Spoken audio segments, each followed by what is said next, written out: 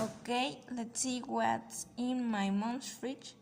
Here we have some milk, some tunas from prickly pears, and that we have here, and we have tomatoes, potatoes, and carrots, and cucumber, an adobe pitcher with beans, grapes, and leftover onion, leftover mango, some tortillas, avocado, yellow.